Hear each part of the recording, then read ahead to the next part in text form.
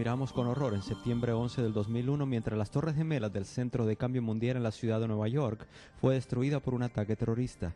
En cosa de horas, el FBI inició una operación masiva de inteligencia para identificar las fuerzas malignas que estaban detrás de este ataque mortal. En esta serie nosotros estamos también haciendo nuestra propia investigación sobre la verdadera naturaleza del verdadero anticristo bíblico. ¿Es una persona abierta, mala, como muchos ven a Osama Bin Laden? ¿Un dictador político como Adolfo Hitler? ¿O podría ser alguien con características cristianas que nadie podría imaginarse? Unámonos a Steve mientras continuamos un viaje profundo en las crónicas del anticristo.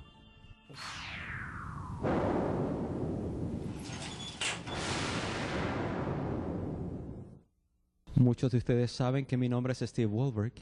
Wohlberg es un nombre muy judío y como una persona judía he estado molesto, horrorizado por los hechos del levantamiento de Adolfo Hitler en la Segunda Guerra Mundial en Alemania. He hecho mucha lectura sobre este hombre y como muchos otros millones de personas, no solamente judíos sino cristianos por todo el mundo, hemos estado horrorizados de aquello que se llamó el Holocausto, aquellos campos de concentración, aquellos crematorios, aquellos baños que no eran baños. Ustedes han escuchado quizás de uno que se llamaba Dachau en Alemania. Visité ese lugar muchos años atrás. Nunca voy a olvidar lo que mis ojos miraron. La realidad horrorizante. Ahora, muchos cristianos hoy, cuando piensan sobre el tema del anticristo, ellos se imaginan que el anticristo puede ser alguien como Adolfo Hitler, alguien que horrorificaría fuera de la iglesia al tiempo del fin y que haría cosas horrorizantes y cosas obvias. Lo que vamos a hacer en esta serie especial de las crónicas del anticristo, vamos a dar una segunda mirada a las ideas populares sobre el anticristo para ver si ellas son reales o qué tiene que decirnos la Biblia. Abran sus Biblias una vez más, Segunda de Tesalonicenses, el capítulo 2. Como mencioné antes, esta serie de las crónicas han sido construidas alrededor de Segunda Tesalonicenses.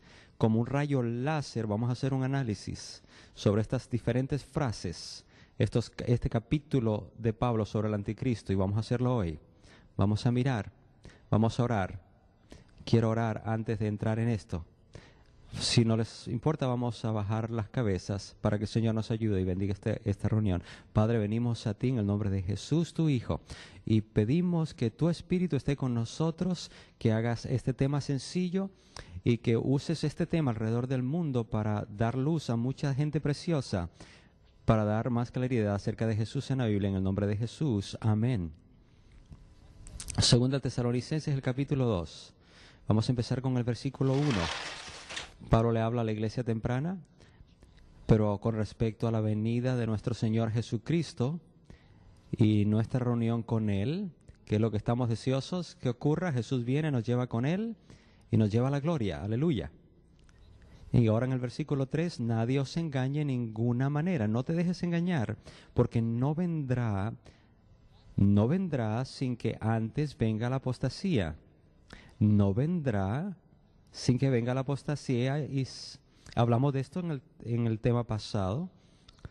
Esa apostasía dentro de la iglesia cristiana, vendrá una apostasía primero y entonces se manifieste el hombre de pecado, el hijo de perdición.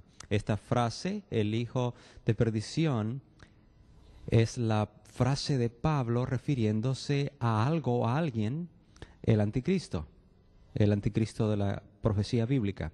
Lo que vamos a hacer hoy es enfocarnos en esta frase al final del versículo 3, hijo de perdición. ¿La miran? Ese es el título de este tema, hijo de perdición. Y esto es una frase muy, muy misteriosa. Y hay más que se puede encontrar que no mira el ojo en esta frase. Nuestra sociedad estaba haciendo un uso tonto de algunas de lo que se le llama las frases secretas o pasajes secretas. Creo que pasa con todos nosotros. Si llamas a tu banco, llamas por teléfono y le dices, quisiera hacerle una pregunta en relación a mi cuenta, ¿qué es lo que te piden? Ok, déjame tener el apellido de tu mamá. Y yo sé que eres, entonces para saber que eres tú, o tu seguro social, y tú la escribes o lo dices, y entonces ellos saben que eres tú, y esa frase abre la puerta para que tú encuentres información en tu cuenta. Si tú vas en el internet, y esto me toca hacerlo muchas veces, puedes ir a las cuentas de tu banco. Yo no tengo mucho dinero allí, pero cuando tú lo haces, puedes poner, te van a preguntar que pongas un código, que hagas una frase, que la escribas allí, una frase secreta, y cuando lo haces, ¿qué es lo que pasa? Se te abre y puedes buscar la información en tu cuenta.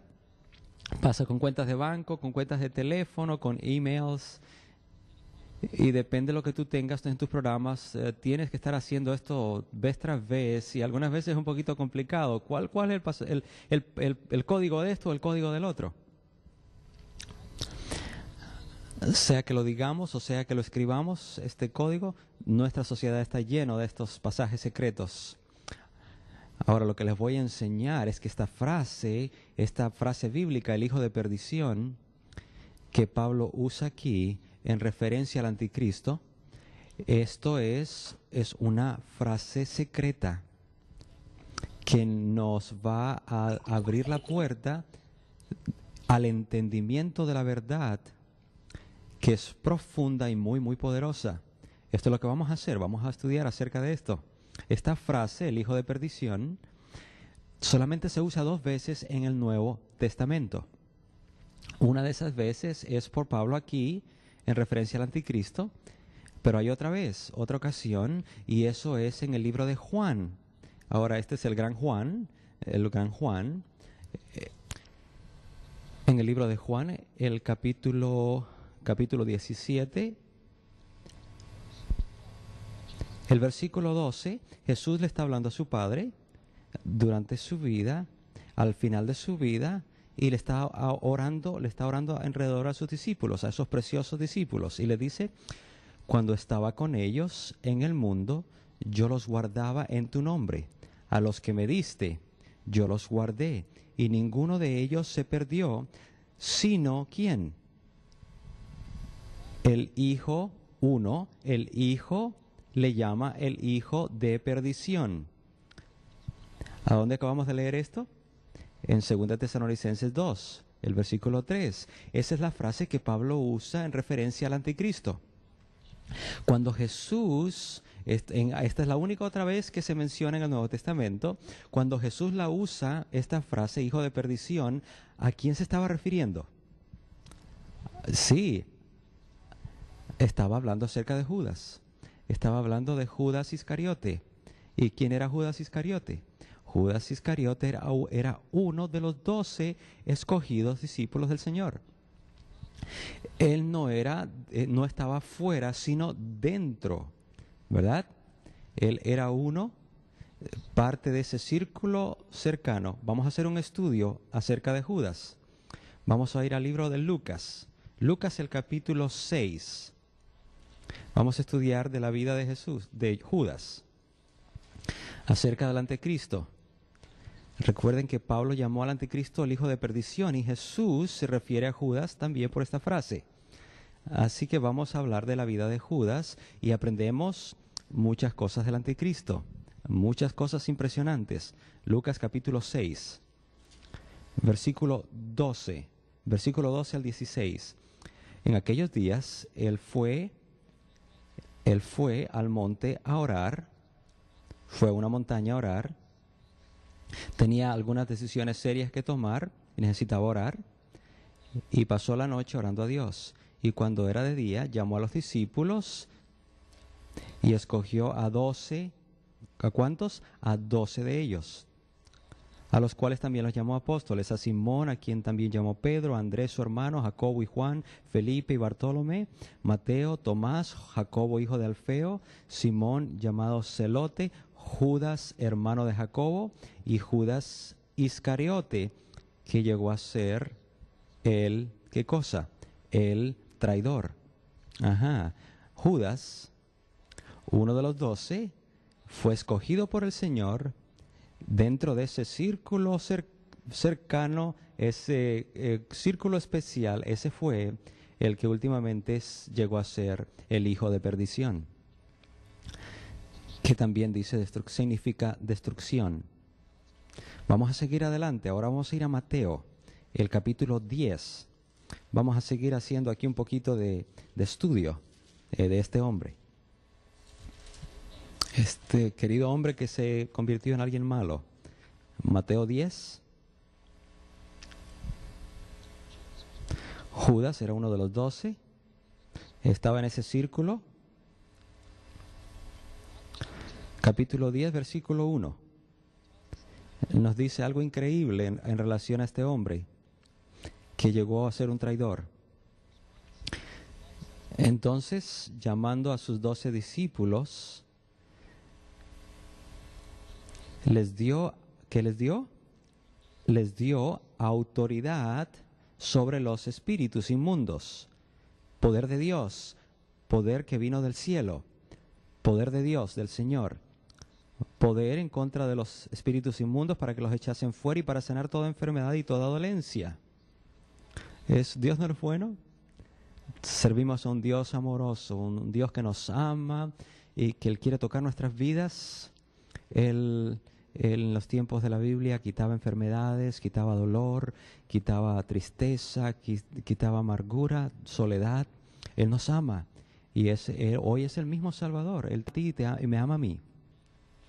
Y cuando Judas estaba con los otros 11 discípulos como uno de los 12, cuando el poder de Dios vino a los 11, ¿quién estaba también? ¿Qué creen que pasó con Judas?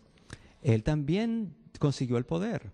Judas compartió el poder del Señor.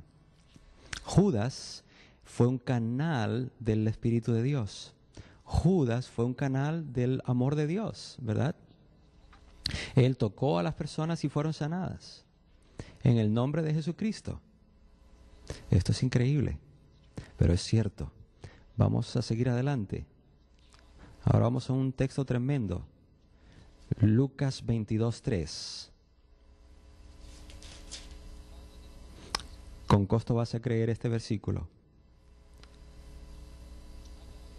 He hecho mucho estudio acerca de este tema y estoy impresionado. Mientras más leo mi Biblia, es como cuando uno escribe una frase y Dios abre las puertas y entra luz en la mente de la persona. Y he mirado cosas que antes no miraba. Algunas veces me pongo tan emocionado que con costo puedo esperar para compartirlo. Y estoy deseoso y gracias que lo puedo compartir con ustedes. Esto es una respuesta a mis oraciones. Estar aquí y tener la oportunidad de abrir la palabra de Dios y compartirla con ustedes. Muy bien. Lucas 22, el versículo 3. Y este es un tremendo versículo. La Biblia dice, y entró Satanás, ¿dónde? En Judas, por sobrenombre Iscariote, el cual era el uno del número de los 12. Aquí está uno de los escogidos discípulos, un seguidor de Jesucristo, compartiendo el poder de Dios, un canal de sanidad por la gracia del Señor. ¿Y qué pasa con este hombre en este versículo? La Biblia dice que Satanás entra en él. Satanás tiene la habilidad de entrar dentro de las personas, aún de personas que reclaman ser seguidores de Jesús. Y esto es lo que pasa aquí en este pasaje. Ahora, lo que nosotros estamos leyendo aquí es que este hombre, el hijo de perdición, no es alguien que está fuera de la iglesia, no está fuera del cristianismo. Él es alguien que está adentro. Un punto importante. Mientras tú continúas leyendo, te vas a dar cuenta que lo que va a ocurrir. Vamos a seguir adelante. Ahora vamos al versículo 14. Versículo 14 está hablando de la última noche antes de que Jesús muriese. Versículo 14, cuando era la hora, en esa hora final se sentó a la mesa y con él los apóstoles. Ahora, ¿quién estaba entre esos 12? Judas. Él se sentó en la mesa con el Señor aquella noche final. Y entonces en el versículo 15, y les dijo: cuánto he deseado comer con vosotros esta Pascua antes que padezca. Jesús estaba por padecer y él estaba anhelando comer esta comida con sus discípulos escogidos. Y ahí estaba Judas, y esa noche él tomó el pan. ¿Y qué representa el pan? Su cuerpo, el cuerpo que fue quebrantado por nosotros en una cruenta cruz. Y también les pasó el pan a todos y lo comieron. ¿Y quién comió? Judas. Y entonces Jesús tomó la copa, esa copa que representa ¿qué? Su sangre, que fue derramada por nuestros pecados. Y Jesús pasó la copa y los discípulos la tomaron uno por uno. ¿Y quién también la tomó? Judas. Es más, también Jesús llamó a los discípulos, los pies de los discípulos. ¿Y de quién cree también que los lavó? De Judas. Él amaba a Judas. Le lavó sus pies, le dio el pan, le dio el vino. Y Judas estaba allí participando de todo esto. Como los otros discípulos, o cuando los otros discípulos miraban a Judas, ¿qué miraron? ¿Qué miraron en él? Ellos miraron un seguidor de Jesús, ¿verdad? Ellos miraron a uno de los escogidos. ¿Y quién estaba dentro de Judas? Satanás. Sí, Satanás estaba allí en la mesa, dentro de Judas, mientras él comía el pan y tomaba el jugo. Esto es increíble, ¿verdad? Es increíble. El enemigo estaba ahí mismo. Ahora, vamos a ir al Salmo 41, verso 9. Vamos a dar una mirada cercana a esto. Esta es una profecía del Antiguo Testamento que se cumplió por Judas. Versículo 9. La Escritura dice: aún el hombre de mi paz, en quien yo confiaba, el que de mi pan comía, alzó contra mí el calcañar. Este versículo se refiere a lo del Nuevo Testamento en Judas, o sobre Judas, y es el hijo de mi paz, mi propio amigo. Duele ser traicionado por un amigo. Duele. Y le dolió al Señor. El clima de este drama, aquella noche, fue en el jardín del Getsemaní. No vamos a leer todo ahora, pero eso es uno de los dramas más grandes, y fue lo que cambió mi vida en el 79. Cuando estudié el Getsemaní, el Señor abrió mis ojos y pude ver lo que Jesús sufrió por mí, y esto me tocó. Y en esa noche Jesús lloró y sudó por ti y por mí. Él oró por mí, por ti, por todo el mundo. Y Él dice: Padre, si es tu voluntad, quita esta copa de mí. Pero entonces dice: que no sea como yo quiera, sino tu voluntad. Y tomó de la copa del pecado del mundo. Él lo decidió por ti y por mí.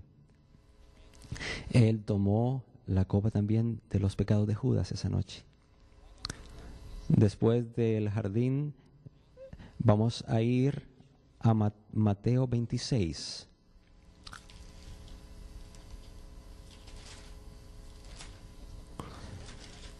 Mateo 26, versículos 47 al 50. Después de que Jesús ora 3 veces en el Getsemaní y suda sangre y agoniza por los pecados del mundo. Y yo no creo que Él oró por ti, por mí, con nombre específico, pero estábamos en su corazón. Tú estabas en su corazón como lo estaba yo. Él nos conoce muy bien. En el versículo 47, mientras todavía hablaba, le estaba hablando a sus discípulos, vino Judas, uno de los 12, y con él mucha gente con espadas y palos, de parte de los principales sacerdotes y de los ancianos del pueblo. Y el que le entregaba les había dado señal diciendo: al que yo besare, ese es, prenderle. Y enseguida se acercó a Jesús, ¿y qué le dijo a él? Judas dijo: esto es poderoso, que el Señor abra nuestros ojos a esto. Judas dijo, y puedo con costo creerlo: salve, salve, maestro. Las palabras que estaban viniendo fuera de su boca eran palabras buenas. Él estaba diciendo por sus palabras que estaba honrando al Señor. Salve maestro, y le besó. Ahora, un beso supuestamente es una expresión tierna, de afección entre dos personas, y es muy, muy especial. Michael Card tiene un himno que dice: ¿por qué tiene que haber un amigo que decidió traicionar a Jesús? ¿Por qué tiene que haber un beso que no fue lo que un beso debe de ser? ¿Por qué un amigo tiene que traicionar a un amigo? Un extraño nada tiene que hacer. Solamente un amigo puede venir tan cerca como para causar tanto daño. Y Judas besó a Jesús, que es algo bueno, es una expresión de amor.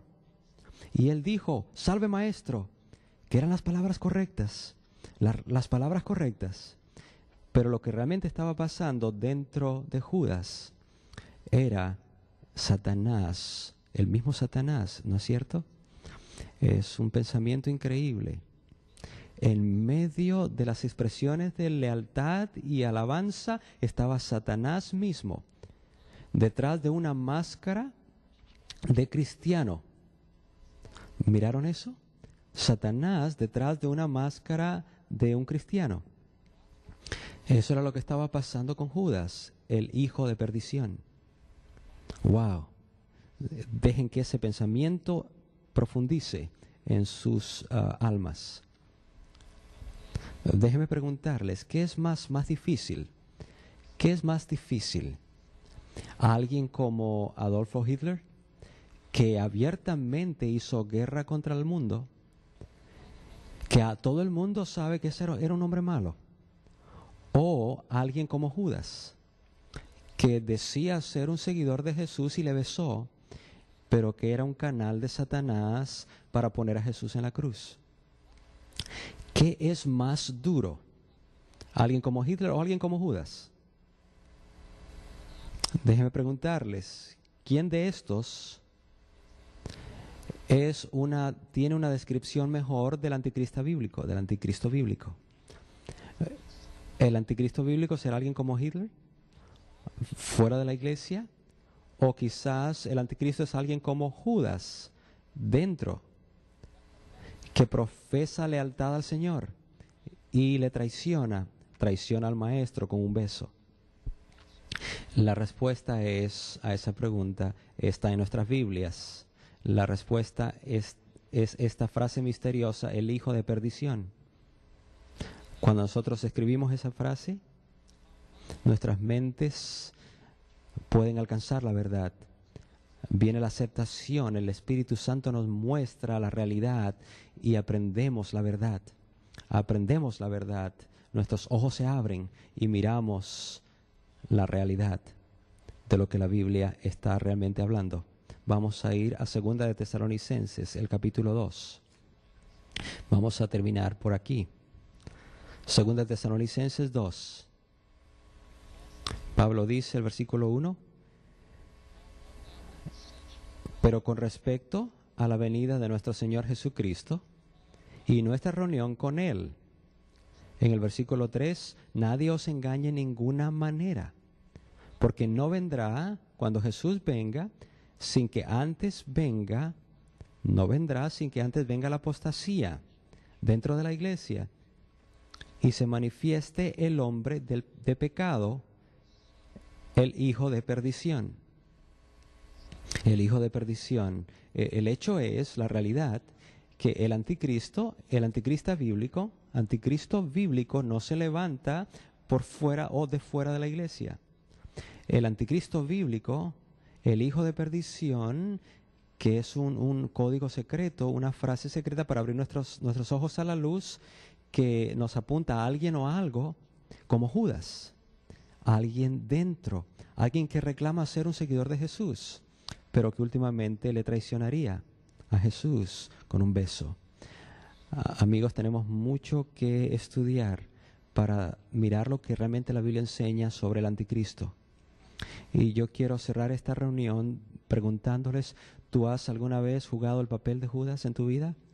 ¿Tú has traicionado a Jesús con un beso? Si tú lo has hecho, yo quiero decirte que a pesar de eso Jesús te ama. Y si tú le das tu vida a Él, si tú le das tu corazón, Él va a salvarte por su gracia, te va a perdonar y te va a levantar para llevarte todo el camino al reino de Dios. Esperamos que hayan gozado esta mirada investigadora, uno de los tópicos más intrigantes y sin lugar a dudas uno de los tópicos más controversiales al ser estudiados hoy, descubrir la identidad de este misterioso anticristo.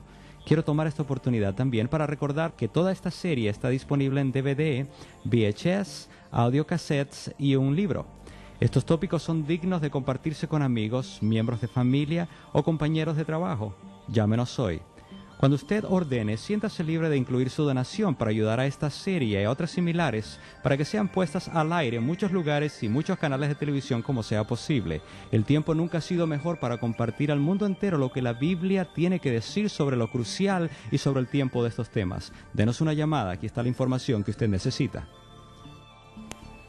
Para ordenar el libro más vendido de Steve Woolrich, Las Crónicas del Anticristo, o para tener la serie en video, audio o DVD, llame al 1-800-795-7171 o escriba a Texas Media Center, P.O. Box 330489, Fort Worth, Texas 76163.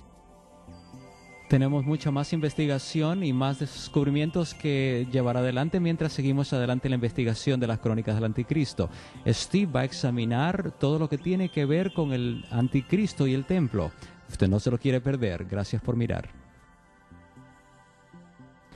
El enfoque último en este drama del tiempo del fin con la reconstrucción del templo tiene que ver mucho con lo del anticristo para venir, entrar en el templo y reclamar y decir que Él es Dios. Lo que vamos a hacer en esta reunión, vamos a dar una mirada cercana a esa enseñanza y vamos a examinarla de una manera más cuidadosa acerca de lo que dice Segunda de Tesalonicenses. Esto es una de las razones, lo que dice Segunda de Tesalonicenses, por lo cual muchos están mirando hacia el templo o están observando lo que pasa entre Israel y la PLO, las conversaciones de paz.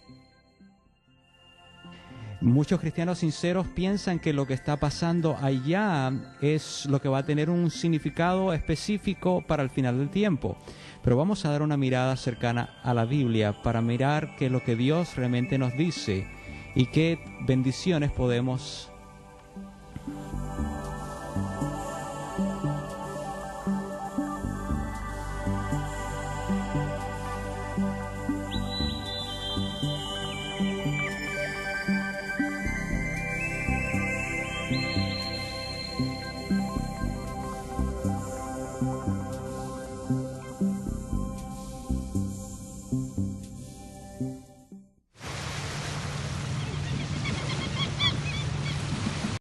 hoy, cuando piensan sobre el tema del anticristo, ellos se imaginan que el anticristo puede ser alguien como Adolfo Hitler, alguien que horrorificaría fuera de la iglesia al tiempo del fin y que haría cosas horrorizantes y cosas obvias.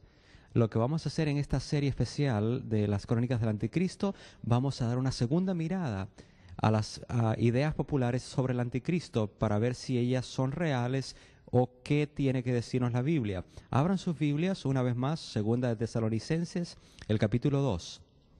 Como mencioné antes, esta serie de las crónicas han sido construidas alrededor de Segunda de Tesalonicenses. Como un rayo láser vamos a hacer un análisis sobre estas diferentes frases, este capítulo de Pablo sobre el anticristo, y vamos a hacerlo hoy. Vamos a mirar. Vamos a orar. Quiero orar antes de entrar en esto. Si no les importa, vamos a bajar las cabezas para que se hacía primero y entonces se manifieste el hombre de pecado, el hijo de perdición. Esta frase, el hijo de perdición, es la frase de Pablo refiriéndose a algo o a alguien, el anticristo de la profecía bíblica. Lo que vamos a hacer hoy es enfocarnos en esta frase al final del versículo 3, hijo de perdición. ¿La miran? Ese es el título de este tema, hijo de perdición. Y esto es una frase muy, muy misteriosa. Y hay más que se puede encontrar que no mira el ojo en esta frase. Nuestra sociedad estaba haciendo un uso tonto de algunas de lo que se le llama las frases secretas o pasajes secretas. Creo que pasa con todos nosotros. Si llamas a tu banco, llamas por teléfono y le dices, quisiera hacerle una pregunta en relación a mi cuenta, ¿qué es lo que te piden? Ok, déjame tener el apellido de tu mamá. Y yo sé que eres, entonces, para saber que eres tú, o tu seguro social. Señor, nos ayude y bendiga esta reunión.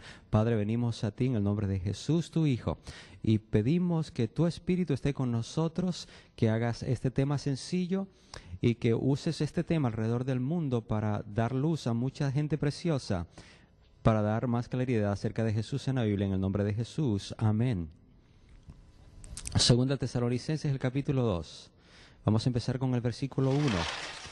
Pablo le habla a la iglesia temprana, pero con respecto a la venida de nuestro Señor Jesucristo y nuestra reunión con Él, que es lo que estamos deseosos que ocurra. Jesús viene, nos lleva con Él y nos lleva a la gloria. Aleluya.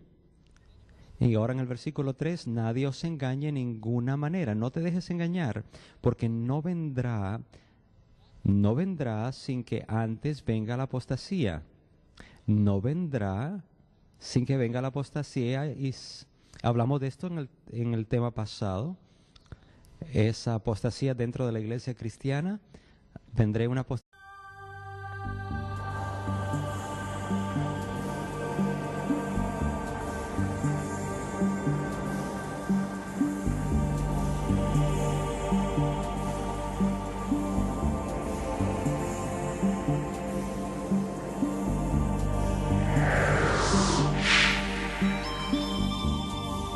Enter now. Todos miramos con horror en septiembre 11 del 2001 mientras las Torres Gemelas del Centro de Cambio Mundial en la ciudad de Nueva York fue destruida por un ataque terrorista. En cosa de horas, el FBI inició una operación masiva de inteligencia para identificar las fuerzas malignas que estaban detrás de este ataque mortal. En esta serie nosotros estamos también haciendo nuestra propia investigación sobre la verdadera naturaleza del verdadero anticristo bíblico. ¿Es una persona abierta, mala, como muchos ven a Osama Bin Laden? ¿Un dictador político como Adolfo Hitler? ¿O podría ser alguien con características cristianas que nadie podría imaginarse? Unámonos a Steve mientras continuamos un viaje profundo en las crónicas del anticristo.